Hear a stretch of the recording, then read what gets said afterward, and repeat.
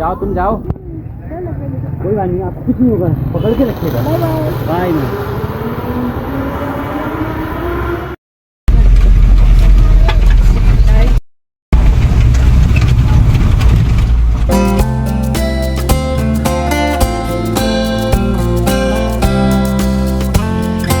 Hello everyone, welcome back to my channel moments with Mona. আপনারা সবাই কেমন আছেন? আশা করি আপনারা সবাই ভালো আছেন।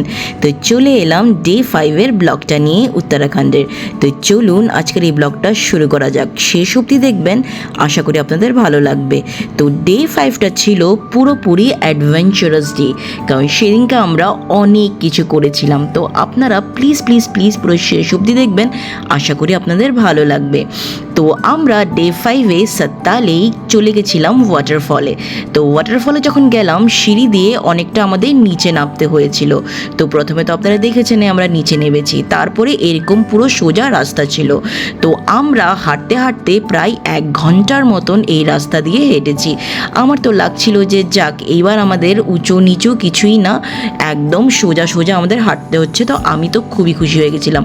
আগের ব্লগগুলোতে যেরকম উঁচু নিচু পাহাড়ে উঠতে লেগেছে নামতে লেগেছে সেরকম কোনো ব্যাপার ছিল না, বাট সেটা একটা পয়েন্ট অবধি। তারপরেই শুরু হয়ে গেল পাহাড়ের রাস্তা, টিপিক্যাল পাহাড়ের রাস্তা, মানে সেই বড় বড় পাথর যেরকম পাহাড়ে থাকে সেরকম। আর আমাদের ক্রমশ নিচে যেতে লাগছিল। দেখছেন এখানে কিরকম পাহাড়, আর পাহাড়গুলো মানে সেই বড় বড় পাথর, সেগুলোকে আমরা কোনো মতে আমি মানে কীরকমভাবে গেছি সেটা আপনাদেরকে আমি বোঝাতে পারছি না। আপনারা যদি এই জায়গাতে যান তাহলেই বুঝতে পারবেন। আমি তো প্রচণ্ড ভয় পেয়ে গেছিলাম। অ্যাজ আমি আপনাদেরকে বলেছি, আমার বৌদি আমার নেফিউ ওরা এত সাহসী যে ওদের সাহস দেখে আমিও চলে গেছিলাম। একটা পয়েন্ট অবধি তো আমি ভেবেছিলাম আমি যাব না, বাট ওদেরকে দেখে আমি ভাবলাম যে না গেলে মানে জিনিসটা ভালো হবে না, আর একটা এক্সপিরিয়েন্সও হবে না। তো সেই এক্সপিরিয়েন্সটা অসাধারণ এক্সপিরিয়েন্স, বাট ভীষণই ভয়ের। প্রচুর নিচে আমাদেরকে যেতে হয়েছে। তারপরে আমার বৌদিরা আরও নিচে গিয়ে সেই ওয়াটারফলটা ওরা এনজয় করেছে, বাট আমি সেখানে অবধি যাইনি। আমি উপর থেকে ভিউটা নিয়েছি, বাট অনেকটাই আমি গেছিলাম। তারপরে ওখানে অনেক এনজয় করার পর আমরা ওখান থেকে আবার সেম পথে উঠে আবার চলে আসছিলাম। আর আসার সময় এই দুটো হরিণকে দেখে আমরা ক্যামেরাবন্দি করলাম, ভীষণ ভালো লাগছিল।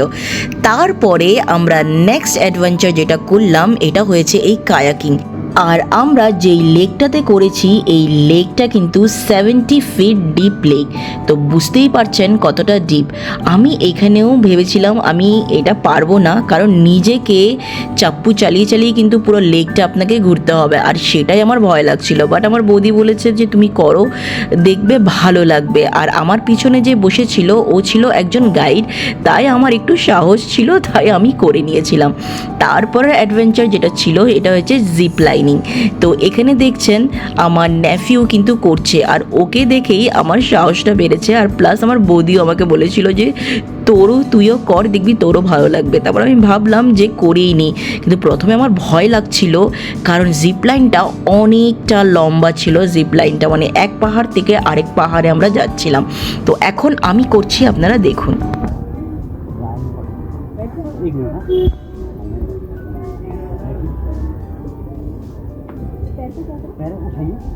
हाथ छोड़ो एक बार, हाथ छोड़ो एक बार, दोनों हाथ छोड़ो।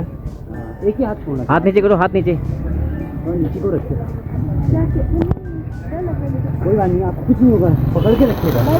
Bye bye.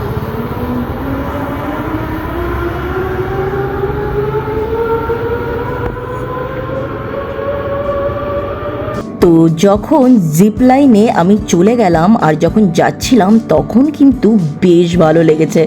মনে হচ্ছিল যে আরেকটু লম্বা হলে ভালো হতো। তো খুবই কিন্তু এনজয় করেছি। আর সত্যি যদি এটা না করতাম তাহলে অনেক বড় একটা জিনিস মিস করতাম। বলে না, ডরকে আগে কিন্তু জিত হ্যায়, আর সেটা কিন্তু একদম সত্যি কথা। যেটা আপনারা সবার থেকে বেশি ভয় পাবেন না সেটা করে নেবেন, দেখবেন তারপরে আপনাদের মনে হবে যে সত্যি করেছি বলে ভালো লাগছে। লাগছে। আমি আমার নিজের এক্সপিরিয়েন্সে সেটা বলছি আপনাদেরকে। জিপ লাইনটা করে সত্যি বলছি আমি ভীষণ এনজয় করেছি। তারপরে আমরা খুব ভালোভাবে সময় কাটিয়ে আমরা চলে গেছিলাম আমাদের হোমস্টেতে। তারপরে কিন্তু ব্লগটা এখনও শেষ হয়নি, আরও বাকি আছে, কারণ সেদিনকার রাত্রিবেলায় আমাদের ছিল নাইট সাফারি। তো রাত্রে 12টার সময় আমরা বেরিয়ে গেছিলাম ফর নাইট সাফারি। বেসিক্যালি আমরা গেছিলাম লিওপার্ড দেখতে। আবার সেই রাস্তা দিয়ে আমরা গিয়ে চলে গেছিলাম একদম গভীর জঙ্গল দিয়ে। আর যখন যাচ্ছিলাম না, একটা চিলিং এফেক্ট লাগছিল, একটু ভয়ও লাগছিল, আবার খুব এক্সাইটমেন্ট লাগছিল। সেই রাত্রিবেলা জঙ্গলের মাঝখান দিয়ে যাচ্ছে, আপনারা শুধু ভাবুন সেই এক্সপিরিয়েন্সটা।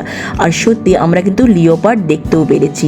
সেই সময় আমি ক্যামেরা করতে পারিনি, কারণ লিওপার্ডটা ঝট করে আমাদের সামনে দিয়ে চলে গেছিলো। ওই সময়টাতে আমরা দেখে নিয়েছিলাম। তো এইভাবে করে কিন্তু আমাদের ডে 5টাকে আমরা দারুণভাবে কাটিয়েছি। যদি আপনাদের এই ডে 5-এর ব্লগটা ভালো লাগে, একটা লাইক কমেন্ট শেয়ার করে দেবেন। আর হ্যাঁ, পরের ব্লগের অপেক্ষা করবেন। তো till then, bye bye, love you all.